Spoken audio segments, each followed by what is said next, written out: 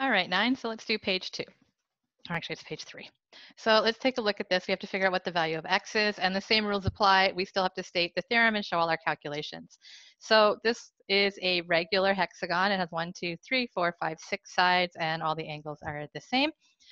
So in this case, well, what do we know again that there are going to be 6 angles. So we know that 6x is going to equal n minus 2 times 180, where n is the number of sides. So 6 minus 2 times 180. So that means that 6x is going to equal 4 times 180. And so 6x is going to equal 720. And so now we're going to divide both sides by 6. And so x is going to equal 120 degrees. And I forgot to write down the theorem. So up here, this is the sum of the angles in a polygon theorem. Okay. So for the next one, well, now we know we have the external angles, and we know that all the external angles of a polygon have to add up to 360. So we know that 5x has to equal 360 degrees, and that is because the sum of the external angles of any polygon is always 360 degrees. So now we can just divide both sides by 5, and we know that x is equal to 72 degrees. Moving on to E, I'm going to do all this on one video because they're kind of quick. So it says determine the number of sides of a polygon. Determine the number of sides a polygon has if the sum of its interior angle is 3,240 degrees. So we have to think about any rules that we know. Well, again, we know that anytime we have n minus 2 times 180, right, that is going to equal the sum of the interior angles. So in this case, we don't know what n is. What I'm going to do is I'm going to rewrite these. I'm going to put the 180 first, because anytime you multiply two numbers, 2 times 5 is 10, 5 times 2 is 10. It doesn't matter what order you put them in. And that's going to equal the sum of the interior angles, which is 3,240. And now the reason I did this was just to help me with the distributive properties. So I'm going to multiply this through. So 180n, and then 180 times negative 2 is negative 360. And that equals 3,240. And so now I just have to solve for n. So again, I'm going to add 360 to both sides. So I end up with 180n is equal to 3,600. And then I'm just going to divide both sides by 180. And so n is equal to 20 sides. So therefore, the polygon has 20 sides.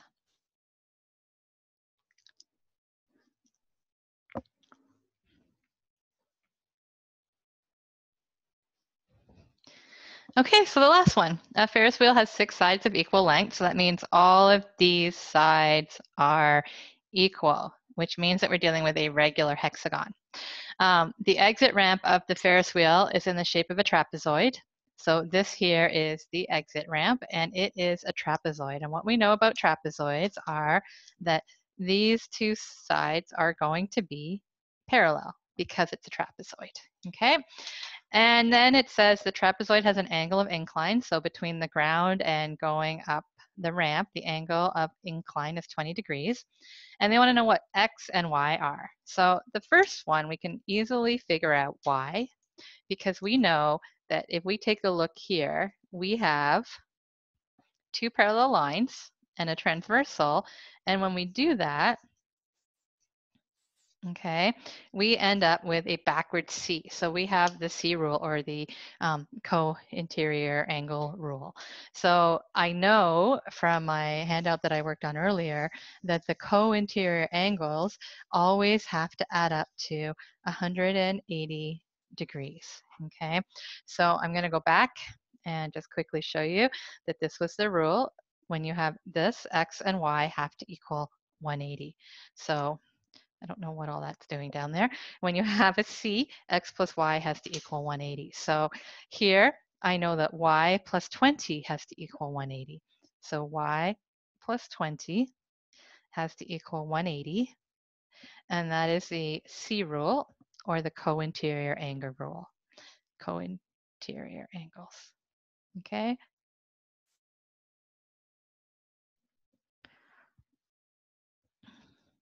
So then I can subtract 20 from both sides. And I know that Y has to equal 160 degrees. All right, so the next thing that I need to do is I need to figure out X, okay? I can figure out X in a bunch of ways. One of the ways that I would like to think about it is I know that there is a reflex rule that tells me that if I have, there, that is 360 degrees. So X plus Y plus whatever this is going to be 360 degrees. So this angle right here, which I'm going to call Z, it didn't really help. So I'm going to call that angle Z. So I know that X plus Y plus Z has to equal 360. So I'm just going to write that down. X plus Y plus Z has to equal 360 degrees, right? And that is the reflex angle, really, theorem, okay? Where Y and Z would be known, and then you can figure out X using the reflex angle. So what I need to do then is I need to figure out Z. Well, fortunately for me, that's easily done because Z is this angle right here, right? It's this part of the circle, and that is one of the angles in my hexagon. So to calculate Z then, I'm going to use the sum of the angles of a polygon theorem to figure that out. So I know that I'm going to have 1, 2, 3, 4, 5, 6 Z's. So I know that 6Z is equal to 6 minus 2 times 180. So 6Z, 6 minus 2 is 4, and 4 times 180 is 720 degrees. And so that's the sum of the angles of a polygon theorem. So Z then, I'm going to divide both sides by 6. So Z is equal to 120 degrees. Okay, 720 divided by 6 is 120. So now I know what Z is. So now I can go back and use the reflex angle theorem. So I know that X plus Y, which is 160 degrees, plus Z, which is 120, and actually I don't need to write the symbol there, is equal to 360. So then I know that X plus 280 is equal to 360. I'm going to subtract 280 from both sides. So now I'm left with X is equal to 80 degrees. And I've kind of run out of space, but I'm just going to put a little therefore. X equals 80 degrees, Y equals 160 degrees, and Z equals 120 degrees. All right, nines, hope that helps.